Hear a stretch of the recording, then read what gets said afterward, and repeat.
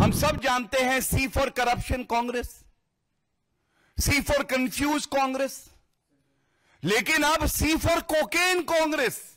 इस व्यक्ति का कांग्रेस पार्टी से क्या नाता है, यह रिश्ता क्या कहलाता है?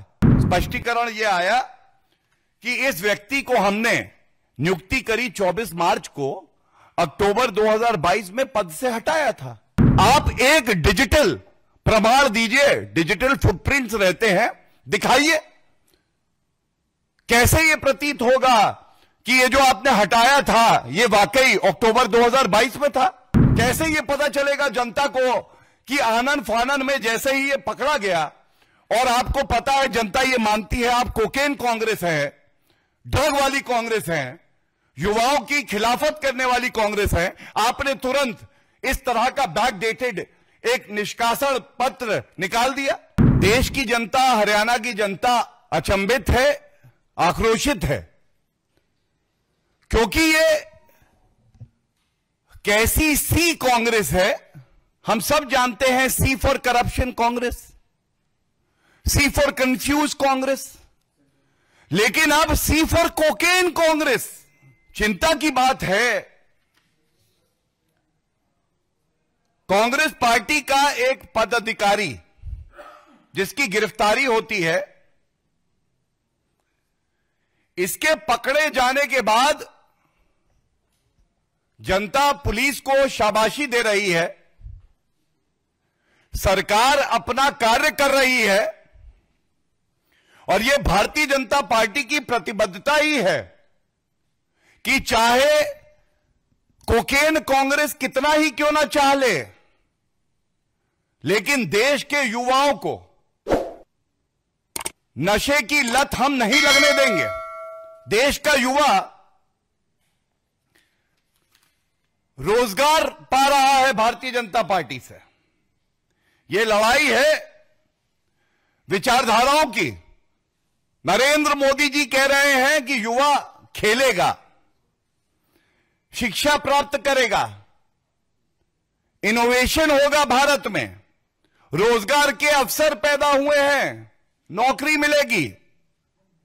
और दूसरी तरफ कांग्रेस पार्टी है जो भ्रष्टाचार के लिए, सी फॉर करप्शन के लिए जानी जाती थी, अब सी फॉर कोकेन के लिए जानी जा रही है। और क्या यह आज पूछा नहीं जाएगा कि अगर ये जो मुख्य आरोपी 5,000 करोड़ रुपए की ड्रग्स की खेप के जो पकड़ी गई है, जिम्मेदार पाया गया है, तो राहुल गांधी, मल्लिकार्जुन खड़गे, प्रियंका वाड्रा गांधी, सोनिया गांधी, भूपेंद्र हुड्डा, ये लोग चुप क्यों हैं? ये कौन सा नशा है? ये सत्ता का नशा है? आपको लगता है कि आप हरियाणा के और भारत के युवाओं के साथ, उनकी जिंदगी के साथ खिलवाड़ करोगे और जनता चुप रहेगी, भारतीय जनता पार्टी चुप रहेगी? ऐसा नहीं होने वाला। मैं धन्यवाद देता हूं गृह मंत्री श्री अमित शाह जी का, जिन्होंने कल बड़ी स्पष्टता से कहा, और मैं इस बात को पढ़ना चाहूंगा, यह संदेश पूरे देश में जाना चाहिए, हर युवा के मन की बात थी ये।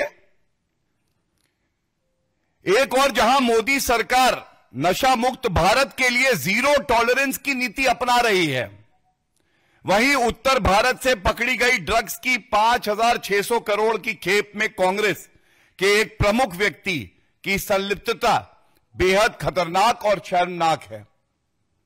कांग्रेस के शासन में ड्रग्स से पंजाब, हरियाणा और समग्र उत्तर भारत में युवाओं का जो हाल हुआ है वह सभी ने देखा है।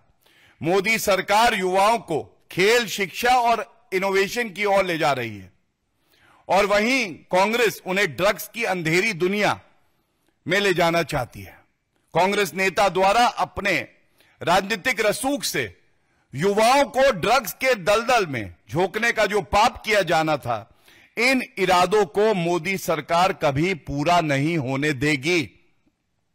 हमारी सरकार ड्रग्स के कारोबारियों को राजनीतिक पद या कद देखे बिना ड्रग्स के पूरे तंत्र का विनाश कर नशा मुक्त भारत बनाने के लिए संकल्पित है। तो ये विचारधारा है भारतीय जनता पार्टी और सरकार की। गृह मंत्री जी ने जो युवाओं के मन की बात है उसको इंगित किया है। मैंने राहुल गांधी की, खड़गे जी की चुप्पी के बारे में बोला। आज ये पहला प्रश्न पूछा जाएगा, क्या रत्ती भर भी नैतिकता सत्ता के नशे में जो पूरी तरह से आज राजनीति कर रहे हैं बची है कि वो एक शब्द बोल सके?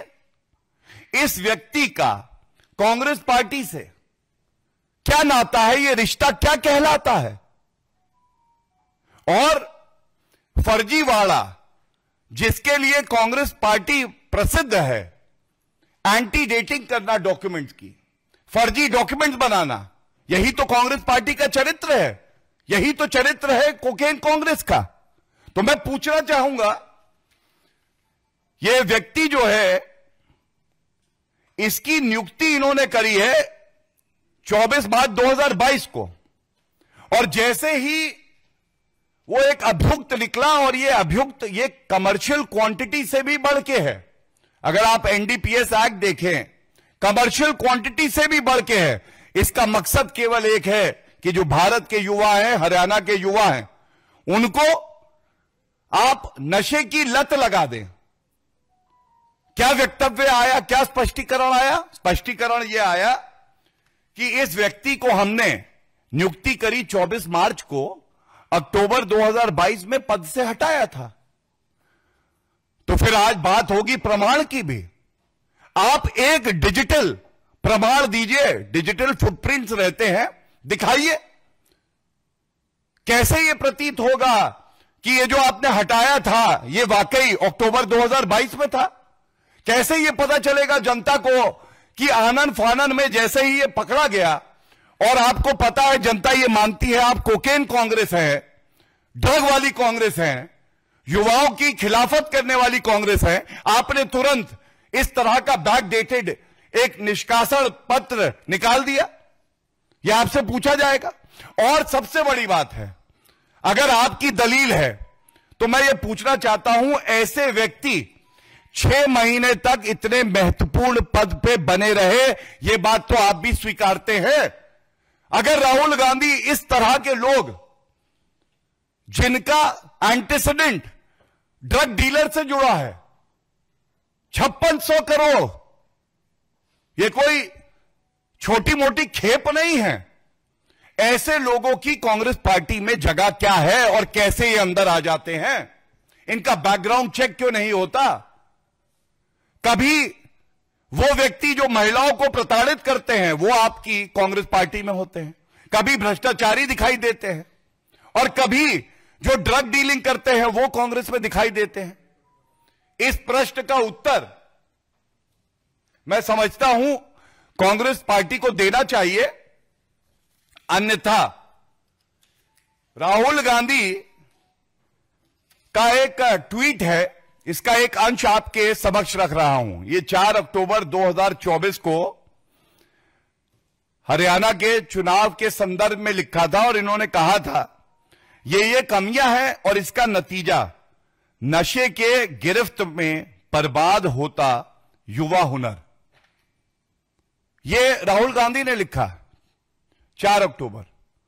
ये 4 अक्टूबर का जो ट्वीट है, आप कहते हैं नशे की गिरफ्त में बर्बाद होता युवा, और बर्बाद कर कौन रहा है?